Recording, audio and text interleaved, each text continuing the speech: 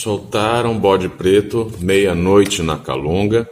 Ele correu os 4 cantos e foi parar lá na tronqueira. Bebeu marafo com o Exu Tatá Caveira.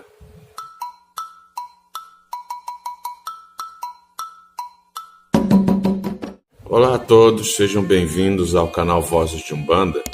O meu nome é André Luiz e eu sou dirigente do Templo de Umbanda Esotérica Oxalá em Pirassununga, São Paulo.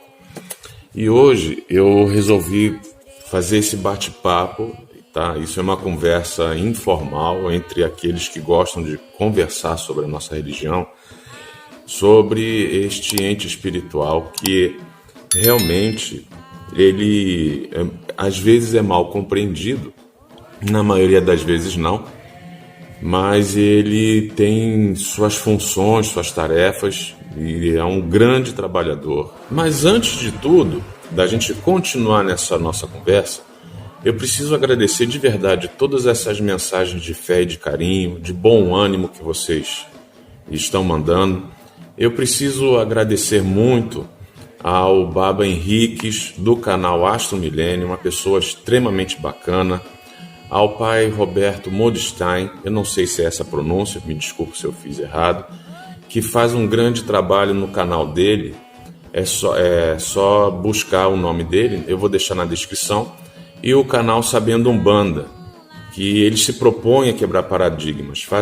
São 3 amigos que eu tenho que realmente eles fazem questão de manter a oralidade dos antigos, assim como eu. Eu também estou tentando manter os ensinamentos antigos que vêm se perdendo. Muitas das vezes as pessoas adentram na nossa religião e não sabem muito bem como é que funciona. A minha função é essa aqui, junto com esses colegas que realmente fazem um trabalho muito bacana. Eu gostaria muito de dizer também que numa questão de manutenção da tradição, da oralidade antiga, dos antigos que já se foram, eu estou dando alguns ensinamentos sobre o jogo dos Exus catiços.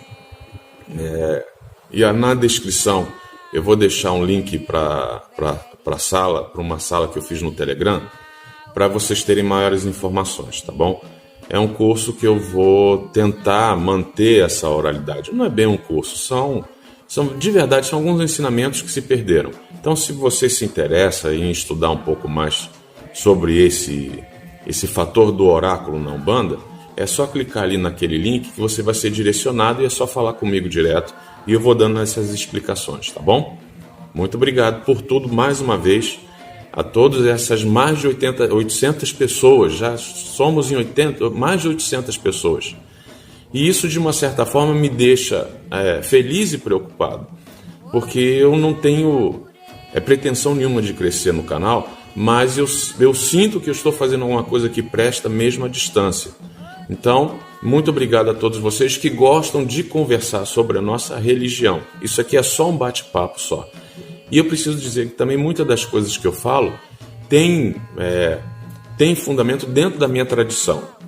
E eu não quero, de modo algum, interferir na sua casa. Porque a Umbanda, hoje em dia, eu vejo ela como uma árvore muito grande, com raízes profundas, e a sua copa é extremamente galhada, vários galhos se ramificando. Então, o panorama da nossa Umbanda hoje em dia, no meu modo de ver, é esse. Então, existem várias vertentes e eu não quero impor a minha, longe disso. Se a macumba na sua casa está funcionando, ela está certa e ponto final. Bom, voltando ao raciocínio, nesse contexto de conselheiro, nesse contexto de pai, esse título Tata não ia ser dado para qualquer legião que tivesse uma função de grande relevância, uma função de um ser sábio, um ser conselheiro, mesmo sendo uma entidade que, por sinal, infelizmente é muito mistificada, infelizmente, ele tem uma função de direcionamento, de zelar, de educar, tanto os encarnados, como ele mesmo fala, os de paletó de carne, como aqueles desencarnados, dentro do reino do Campo Santo, abrangendo as calungas, tá? em todos os seus sítios. Vamos dizer que Eu estou me referindo em praia, pedreira, o próprio Campo Santo, certo? E essa classe de entidade, ela é uma referência muito grande. Realmente é um grande conselheiro. Esses espíritos dessa falange do seu Tata Caveira, eles trazem uma altivez de reinado e mesmo assim não mostram essa altivez. Eles sempre deixam uma aura de sabedoria com uma grande e extrema simplicidade e um grande grau de carisma também. E algumas representações dele, o senhor Tata Caveira, ele aparece sentado num trono, que realmente a intenção ali é dar essa ideia de reinado, certo? E mesmo assim, com toda essa aura de reinado, ele sempre fala pra gente que ele nem ele é rei dele mesmo. E aí ele vai se pondo como mais um trabalhador da luz nas sombras. E um dia eu perguntei para ele, né, conversando com ele, e ele me disse que alguém tem que fazer o trabalho pesado. São palavras dele.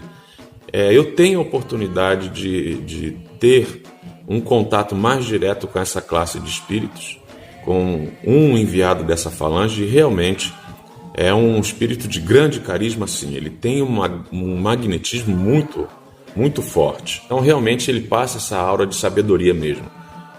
Ele tem um grande carisma. A gente acaba se apegando muito a esse grande trabalhador. O trabalho dele, ele acaba sendo como se fosse um roda-moinho. Ele que tudo puxa, tudo atrai. Ele é um ser espiritual que puxa para ele a responsabilidade do que tem que ser feito, sem ostentar o resultado e sem se mostrar muito. É mais ou menos assim que essa falange faz, puxa para si a responsabilidade. Agora, esotericamente, a gente pode relacionar essa falange com o tarô hermético em relação à carta do eremita, aquele ancião que carrega uma ampulheta e a luz da iluminação. Então, nesse contexto de um ancião carregando uma ampulheta, ele vai sendo responsável também pelo tempo das coisas, evitando que as pessoas se estacionem no tempo. Também ele nos dá a oportunidade de regular o caminho que a gente precisa seguir na vida, evitando que a gente seja imprudente, evitando que a gente seja precipitado. E assim, de uma maneira, evitando erros, para que a gente não fique estacionado no tempo, para que a gente não perca o nosso tempo aqui enquanto encarnado. E o que poucos sabem também é que o senhor Tata Caveira, ele tem também um quê de nos ajudar em problemas de saúde física e mental, mais para a saúde física. Porque quando uma doença desconhecida aparece na pessoa, provavelmente, o seu Tata Caveira ele pode ajudar. Uma coisa muito interessante é que após a gente ter contato com essa classe de espíritos, naturalmente se cria uma relação de confiança muito grande. Esses espíritos realmente são grandes conselheiros, sim, que enxergam o que está lá nas profundezas do espírito e sabem cutucar muito bem a ferida, de uma maneira que a gente às vezes nem percebe que foi levada ali durante a conversa, e começa a pôr para fora todas as dores que a gente carrega na alma.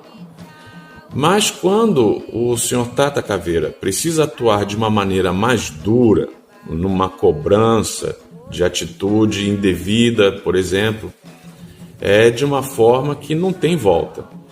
E realmente sobre o faltoso cai uma sombra negra e pesada sobre essa pessoa, sobre esse faltoso, né? Aí essa pessoa começa a se sentir uma pessoa depressiva, ou começam a haver vícios, e infelizmente passa pela cabeça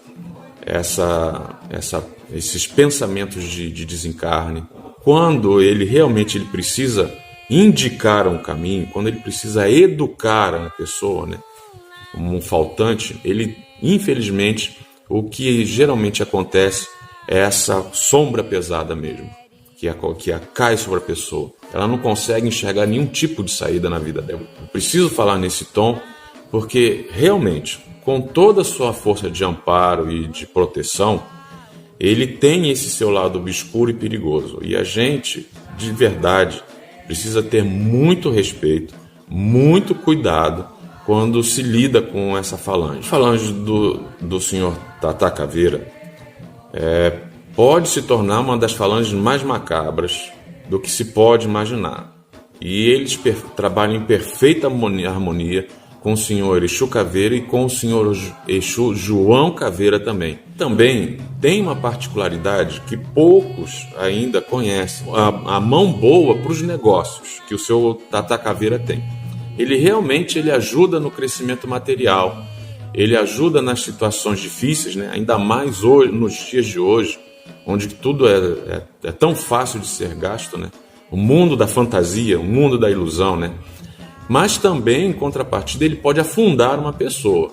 Então, todo cuidado ainda é pouco em lidar com essa classe espiritual. E no campo sentimental, o senhor Tata Caveira, ele ajuda a vencer a timidez. Ele ajuda a pessoa a se mexer. Ele ajuda a abrir portas para o relacionamento. Mas essa não é a especialidade dele, não. A especialidade dele é muito mais voltada para lidar com quiumba, com rabo de encruza, com bruxaria no Campo Santo, com almas perdidas, né? Com a educação de uma pessoa faltosa, uma educação de uma pessoa mal educada, né? Vamos dizer assim. Para o nosso melhor entendimento, de uma maneira simples, de uma maneira legal, o senhor Tata Caveira realmente é um pai, um conselheiro, um educador. Ele sabe muito bem quando precisa pôr a mão pesada nos seus filhos, que não sabem escutar, que não entenderam os recados das vozes da coroa da encruzilhada com todos os seus maiorais.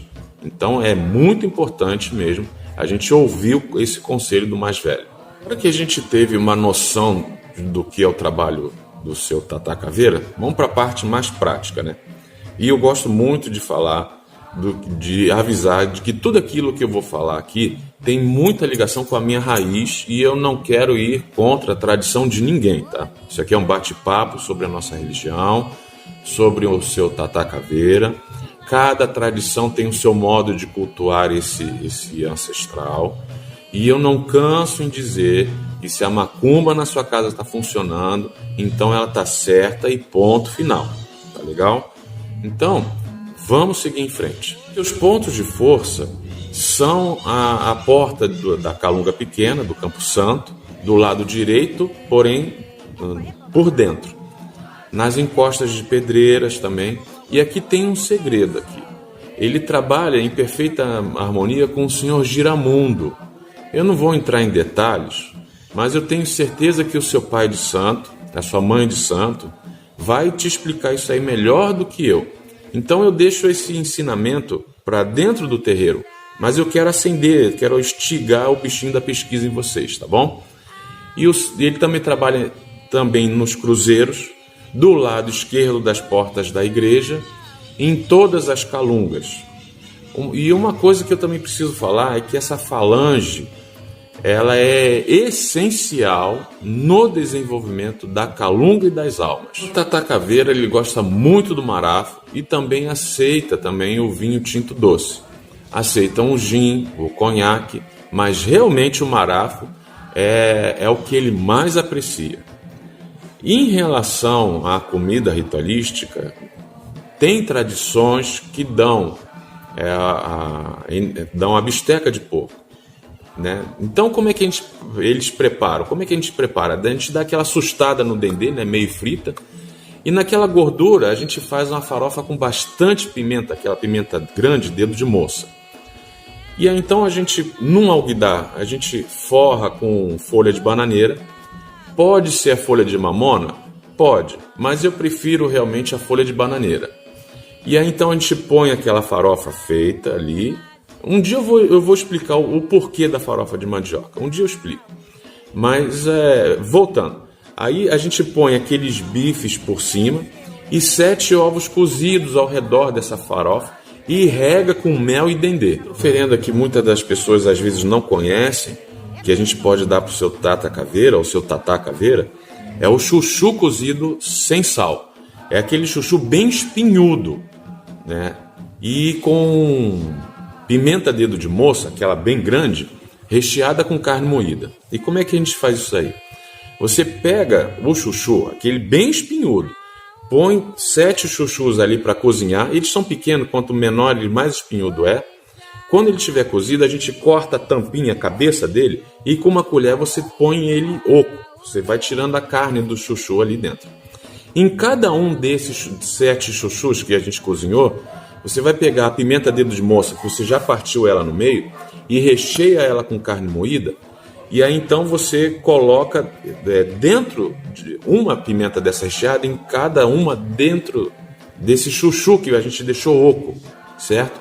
E rega tudo com muito marafo, tá bom? Aceita também o charuto e o cigarro. Não muito, mas o charuto ele aceita melhor, tá? Eu prefiro dar aquele charuto preto, que eu já falei em alguns outros vídeos. Mas a gente respeita a individualidade daquele espírito, né? E os objetos de poder que a gente pode colocar no assentamento, na firmeza dele, são os tridentes, corrente, foice, livro antigo, moeda antigo e chifre de bode. Mas desses que eu dei como exemplo, realmente o que é mais pedido e um dos mais importantes dentro da firmeza do seu Tatá Caveira é o chifre de bode. É quase que 100% que na firmeza deles, quando eles solicitam, né, quando eles indicam, ele vai solicitar, ele vai dar que ele precisa de um chifre de bode ali dentro. Então, dentro desses que eu falei, o tridente, a foice, o livro antigo também ele pode pedir também, certo? Não vi isso tão raro, não. E moeda antiga. Mas o mais importante realmente é o chifre de bode. É claro que a gente tem que respeitar a individualidade daquele espírito que está ali se apresentando, tá certo? Mas é quase que 100%, invariavelmente, o chifre de bode vai dentro da firmeza ou do assentamento, seja lá como você chama na sua casa. Nós também podemos oferecer flores para ele, que é aquele cravo de defunto, ou o cravo de vermelho, normal ele aceita também. Mas tem uma flor que realmente ele aceita muito, que é a trombeta. Parece até uma corneta mesmo, ela é grande, ela é branca. Aquilo ali é até tóxico. Eu não sei como é que você chama na sua cidade ou na sua tradição, mas aqui eu aprendi que aquilo ali é trombeta. De noite tem um cheiro muito gostoso aquilo ali. Tem gente que não gosta, é que nem a dama da noite, aquela florzinha dama da noite. Tem gente que não gosta, né? Mas a flor que eu uso para dar como um presente para ele é realmente essa flor aí da trombeta. Toma cuidado que ela é tóxica, tá? O seu dia da semana é a segunda-feira. Mas dentro da minha tradição, como eu já falei em alguns outros vídeos, como ele tem muita relação com a calunga pequena, então eu gosto muito de oferendar ele aos sábados. Ele aceita a cor vermelha e preta, aceita normalmente. Ele aceita a cor roxa também e ele aceita a cor branca. Então, nas nossas oferendas, nos nossos pedidos, nos nossos presentes, a gente pode oferecer a luz branca para ele também. Ele aceita muito bem, não há problema nenhum. E o local da entrega, né? Aonde entregar, né? Bom, existem casas que fazem seus trabalhos no Campo Santo. Outros fazem nas pedreiras. Outros fazem nos cruzeiros. Eu aconselho fazer a nossa entrega numa encruzilhada, num lugar mais afastado possível. Num vídeo que eu já fiz, eu explico melhor a importância da encruzilhada para a Umbanda, tá? E ele aceita também as suas oferendas, seus presentes nas portas de igreja. Mas eu não aconselho porque muitos podem se sentir constrangidos na sua fé católica, ok? E a gente não pode fazer para as outras pessoas o que a gente não quer que as outras pessoas façam com a gente. Se a gente pede respeito para a nossa religião, então vamos respeitar a religião alheia. Mas ele aceita também as suas oferendas em portas da igreja. Mas, né, nada impede de quando você for visitar um templo católico, uma igreja católica, que nós umbandistas, nós entramos na igreja evangélica, a gente entra na igreja católica, a gente entra na igreja, seja lá qual for, mas muitos não entram no nosso templo, né? Infelizmente acontece isso, mas tudo bem. Quando a gente adentra numa igreja do catolicismo, não custa nada a gente dar uma quebrada de olho, saudar o seu Tata Caveira, que ali é um ponto de força dele assim, no sentido de receber as almas que estão perdidas. Há uma coisa muito interessante que acontece com as pessoas que têm maior cultura católica, vamos dizer assim, quando desencarnam, e por um motivo ou por outro se sentem perdidas, aquele espírito recém-desencarnado, ele procura certos lugares para se refugiar, né? Às vezes é uma situação traumática e aquele espírito não se encontra, não consegue se achar direito. Então, esses espíritos miram, eles focam no local aonde que eles já sabem que tem um aconchego, uma proteção. Então, é por isso que o seu Tata Caveira está ali na porta da igreja, recebendo esses espíritos que estão perdidos ali, direcionando para dentro desse refúgio, onde essas almas que estão ali meio sem saber o que aconteceu, elas são direcionadas para dentro desse refúgio católico, né? Poucas pessoas sabem disso e às vezes podem até falar, mas o seu Tata Caveira, ele é de Umbanda, como é que ele vai ajudar na igreja católica ou qualquer outro templo? Sim, na verdade ele ajuda, porque como eu falei lá no início do vídeo, ele lida com essas almas que estão perdidas. E para o vídeo não ficar muito longo, eu deixo o meu agradecimento a todos vocês que estão escutando esse velho, porque a minha intenção é fazer alguma coisa que presta mesmo à distância. Relembrando que eu estou fornecendo, eu estou dando estes ensinamentos do jogo de Exu Catiço. Quem quiser saber, ter mais informações, é só clicar no link que eu vou deixar na descrição do vídeo. O meu fraterno Saravá, é muito, muito importante saber que é de cabeça baixa que se enxerga Aruanda e que é muito bom a gente ser luz na vida das pessoas. O meu fraterno Saravá, obrigado a todos vocês pela paciência de me ouvir e até uma próxima oportunidade. Muito obrigado.